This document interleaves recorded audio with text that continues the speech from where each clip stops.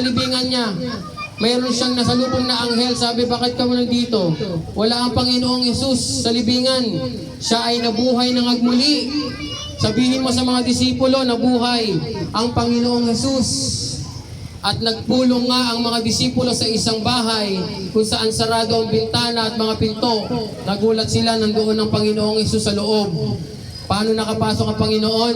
Sapagkat ang Panginoon, nung siya'y nabuhay ng agmuli, pagkalipas ng 3 araw, siya po ay hindi na po nasa katawang tao. Siya po ay nasa glorified body na.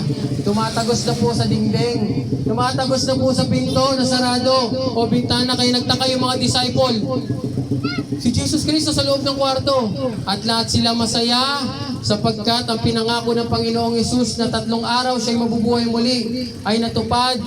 At yan ang nagpapatibay sa pananampalataya natin sa Panginoon sapagkat hindi siya nanatiling patay. Siya ay nabuhay. Hallelujah!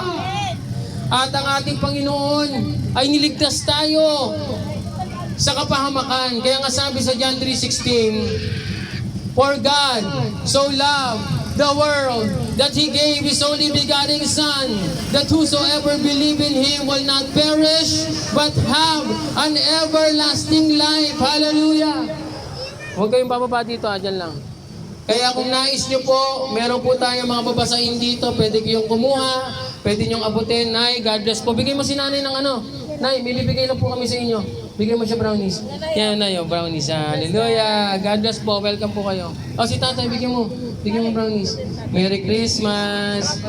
Maraming salamat po. God bless you po. Welcome po kayo sa Word of Life Worship and Mission Center every Sunday, 9 a.m. Mga bata, tinuturuan natin dyan, 9 a.m. to 10. Libre po yan. Children Ministry. Yan. Huwag bababa sa gilid lang kayo. Ayan, nagta-traffic na po dahil malapit na mag-New Year. Happy New Year sa lahat. Etong naalala ko, itong kalsada ng Sampaloc na to, bata pa ako, hindi nagta-traffic dito. Never nag-traffic. Ngayon, nagta-traffic na dahil pinagpapala yung mga tao. Mga di-kotse na.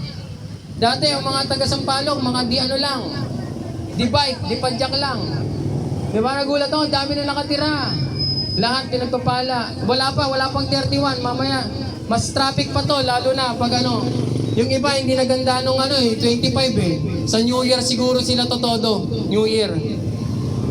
So, meron po magpapatotoo. Ayaw wala. Okay, hallelujah. Ako po, magpapatotoo po sa inyo.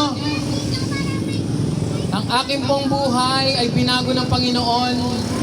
Dati po ako ay hindi nagbabasa ng Bible.